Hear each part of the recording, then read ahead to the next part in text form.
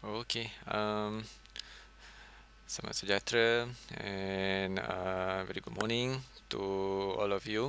Okay, so as we promised, today we are going to have a synchronized session for Malaysian Studies 3. Now, for today's session, I will explain to you about Malaysian Studies 3, particularly on the Malaysian Constitution. So,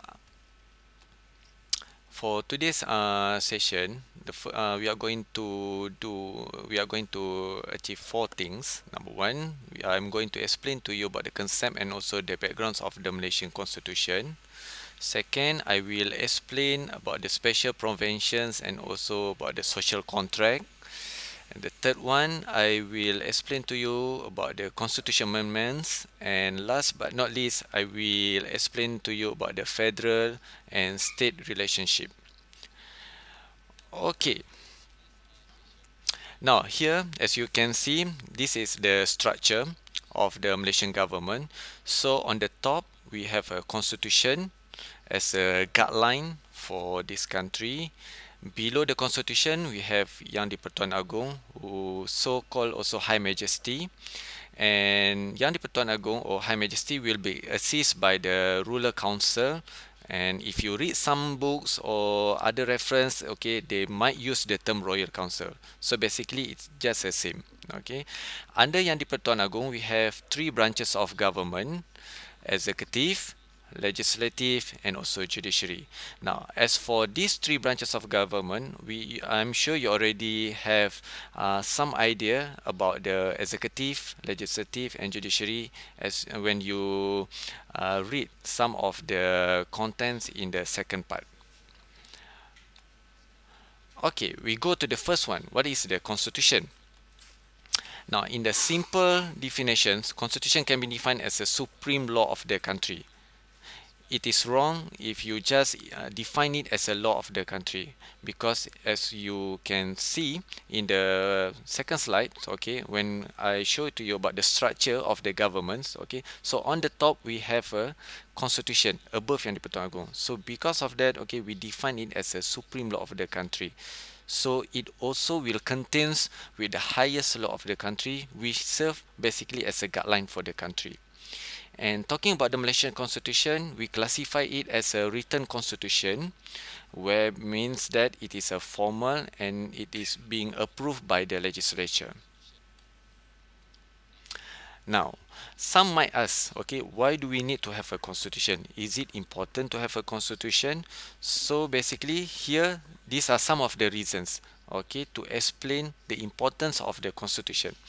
Number one, we need a constitution because it can ensure administrative continuity and also political stability. Just imagine if we have a new cabinet, okay, that rule the country. So without a constitution, definitely it will lead to the chaos and also mismanagement. So by having a constitution, so everything can be ensured being put in order. Number two, by having a constitution also we can avoid irregularity and also abuse of power. And of course, at the same time, we can protect the fundamental rights of the people in terms of the freedom of speech, movement, properties ownership, and etc. Constitution also do help the governments to secure the loyalty of the people to the country. Later, I will explain to you how loyalty to the country can be guaranteed through the constitution. And last but not least, by having a constitution, we can also go for the economic developments. So these are the reasons why constitution is very important, particularly for the democratic country like us in Malaysia. Now, here is the brief about the history of the Malaysian Constitution. So basically, after the formations of the Federation of Malaya in 1948, okay, we already start to construct our constitution, but then, okay, it being supervised by the British government. After the first general election in 1955, okay, Red Commission was formed on March 1956, where basically the purpose of this commission was to construct and also to formulate Malaysian constitution. This constitution was given almost a year by the British government under the supervision of Tengku Abdul Rahman to construct for the Malaysian constitution. And the draft of the constitution being approved by the Royal Council and also British government on 27 August 1957, few days just before we got independence in 1957. And our constitution being officially declared and used with the independence of Malaysia on 31st August 1957. With the comings of Sabah, Sarawak and Singapore for the short periods of time, Constitution of Federation of Malaya, okay, has been changed to the Constitution of Malaysia officially on 16 September 1963. So this is a constitution that we use until the present time. So next, we would like to see what are the contents that we can be find in the Malaysian Constitution. So basically, our constitution is be divided into 15 parts and 13 schedule. And these 15 parts, if we divide it into the articles, okay, so we have altogether 230 articles. So over here, as you can see on the screens, okay, these are the several important parts that can be found in the Malaysian Constitution, such as fundamental liberties, citizenship, the federation itself, about the concept, the states, financial provisions, elections, and also judiciary. Now, I would like to share with you about the main features of the Constitution. The first one, it is clearly stated in our Constitution, Malaysia is a federation, which means that it composed with 14 states together with the federal territories in Kuala Lumpur, Labuan, and also Putrajaya. In our constitution also, it also do mentions about the political system that we are using in Malaysia. So as you know, okay, when you study part 2, it's about the structure of the government, we are practicing constitutional monarchy together with the parliamentary democracy. And because of that, we have High Majesty or Yang di-Pertuan Agong as a head of state or head of federation, and we have a Mr. Prime Minister as a head of government. And our constitution also do guarantee about the supremacy of the constitution and also rule of the law.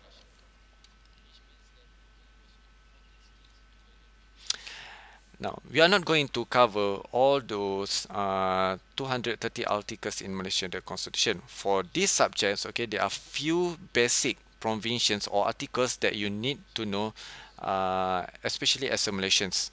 Okay, the first one, Article 152. Okay, as you can see, it talks about the national language. In this article, it clearly mentions that Bahasa Melayu or Bahasa Malaysia will be a national language, but then other languages can be practiced or can be speak freely in this country. In Article 3, okay, it mentions about the status of Islam as a national religion in Malaysia, where the other religions and beliefs still can be practiced in Malaysia. And from Article 5 to 13, okay, these provisions is dedicated specifically for the fundamental liberties such as freedom of speech, personal freedoms, non-slavery, economic freedoms, and etc. We also have a special provisions under Article 153, where basically these articles is being designed exclusively for to protect and also to secure the rights of the indigenous community in Malaysia, such as orang Melayu, orang asli, and also indigenous community in Sabah and also Sarawak. And as you still can remember, okay, when I talked to you about the importance of the Constitution, our Constitution can help us to maintain the loyalty of the people to this country.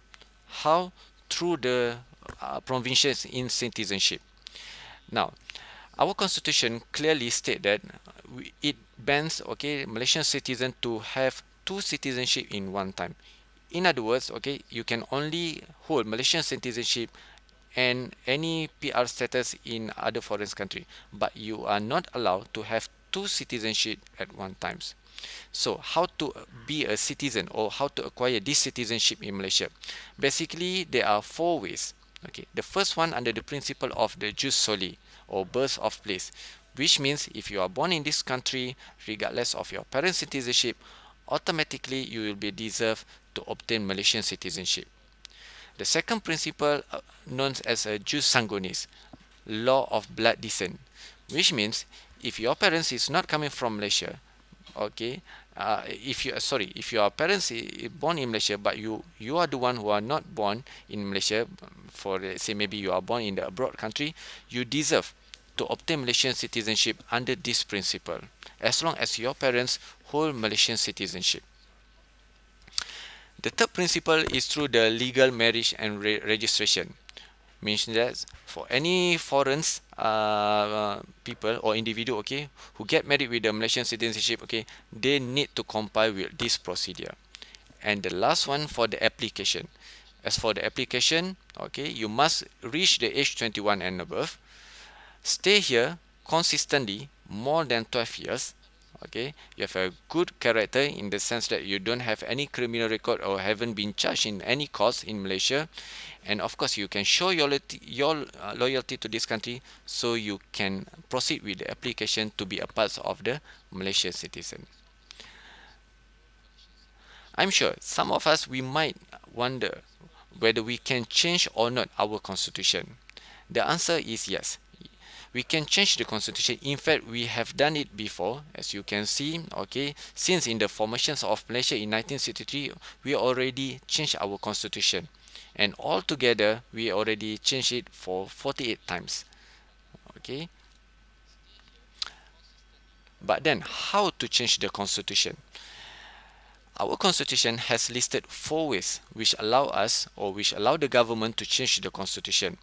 Each principle in the Malaysian constitution require different procedure in order to allow you to change the contents or the articles. Now, the first method, it requires two-third majority in the parliaments together with the approval of the ruler council. Now, amongst of the articles which require this method is about the official religion, official language, about the status of the Bumi Putra, rulers, and etc. For instance, okay, in 1992, okay, when government decided to do the amendments on the ruler status in Malaysia, okay, it goes for the first method, where the government obtained two-third majority approval in the parliaments before presented the bills to the ruler council for the final approval. Second methods it requires you two-third majority in the parliaments, but then, okay, you need to get the approval or the concerns from the governor of Sabah and Sarawak. And of course, this second method, okay, is been designed exclusively to change any law or any articles in the Malaysian constitution in regards to Sabah and Sarawak. Instead of go to the third methods, let's look at on the fourth method. Fourth method, it just required a simple majority, which means that as long as the governments or the House of Representatives can get at least minimum percentage in the constitutions, which means 51% of the consents of all the members, then it can proceed with the fourth methods. Amongst of the articles which required fourth methods, such as election, the comings of new territory, and others. And most of the contents in our constitution, basically it requires third methods for the amendments, which the government need to obtain two-third majority in the parliaments. So means here to say that our constitution is possible to be changed or to be amended, but then each articles or each provision in the constitution might use or different methods in order to allow the government to change the contents of the constitution. Okay, how Malaysian constitution preserve the federal and state relationship. Now, as I mentioned to you, we are practicing federation system, which means that we have two level of governments. We have a federal government and also we have a state government. So in order to make sure there is no conflict between state government and also federal governments, our constitution has come up with a federal state list. federal state list basically it helps the government the governments to distribute the powers accordingly to this federal and also state government. By doing so, basically it can avoid any conflicts of power between these two types of government. Now let's look at on the list of the federal and state relationship. Under the federal list, basically there are several aspects which basically fall under the federal government jurisdiction. The first one is public works, trades and commerce, shipping, communication, transport, education, health, labor, investigation, and also orang asli welfare. In other words, all these aspects basically will be regulated and will be conducted by the federal government. As for the state list, okay, turtles, river, fishing, investigation for the state purpose, public holiday, lands matter, religions, all these things will be placed under the state jurisdiction. And in certain aspect, then you will see the collaborations between the federal and state government. And basically these things we call it as a concurrent list. Under the concurrent list, we have a homeless, PT trades, public health, cleanliness, disease, housing, sport, and also the culture. In other words, both federal and state government will collaborate in order to cater all this matter under the concurrent list. Okay, all right. Let's wait for while we're waiting for the few questions to be addressed by you. Okay, let me further explain to you about the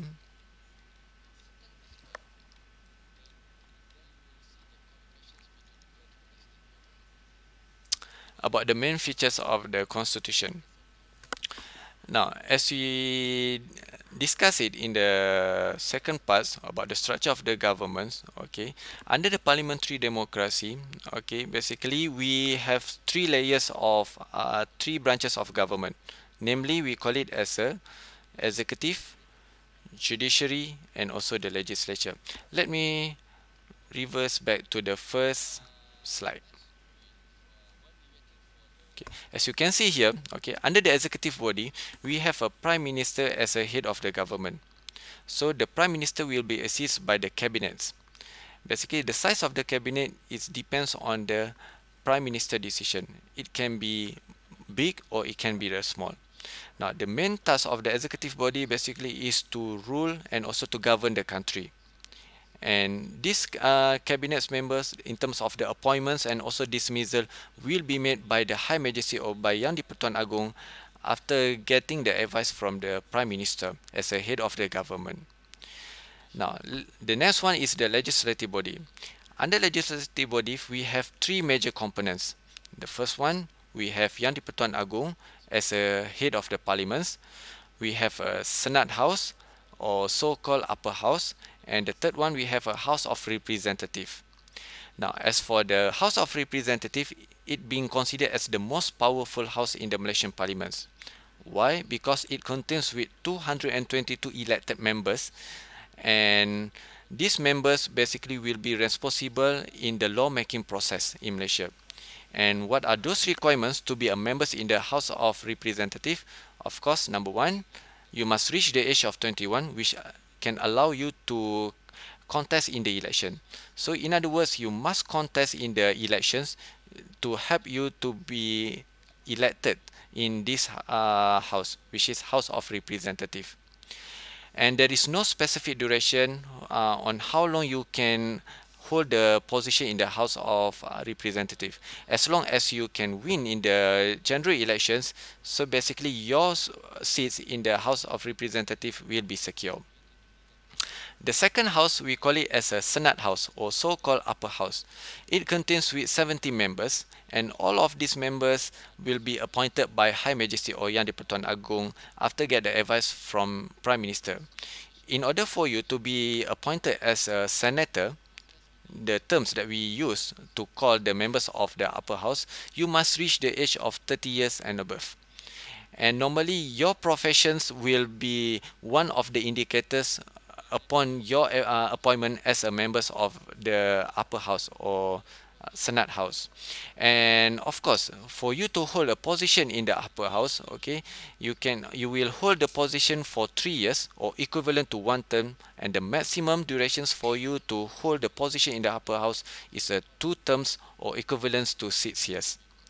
And the last component is a Yang di-Pertuan Agong. So basically, Yang di-Pertuan Agong will become the heads of the parliaments, and all the bills supposed to get the concerns from Yang di-Pertuan Agong for the final approval in the lawmaking process. As for the judiciary body, basically this body will be responsible to interpret the law and also the constitution of Malaysia. It will be headed by the Chief Justice, who also will be appointed by the Yang di-Pertuan Agong after get the advice from the Royal Council. Another figure that you need to know under the judiciary body is a Authority General. Authority General also will assist the government or the executive branch in the process of lawmaking and also to interpret the law. And under the judiciary body, we have several court which can be divided into High Court and also Subordinate Court. As for the High Court, we have Federal Court and also Court of Appeal. And for the Subordinate Court, we have a High Court, Magistrate, and also Section Court. So these are the basic structure that we have in the Malaysian governments, which all of this basically will be guided and will be supervised by the Malaysian Constitution. Okay. I think that's all for our session for the synchronous. Okay. I think there is no question for this moment. Okay, but I really hope that after, those who are missing these live sessions, okay, after this you can watch back, okay, this record, okay, for your further understandings, okay, on the third parts of our syllabus, which is on the Malaysian Constitution.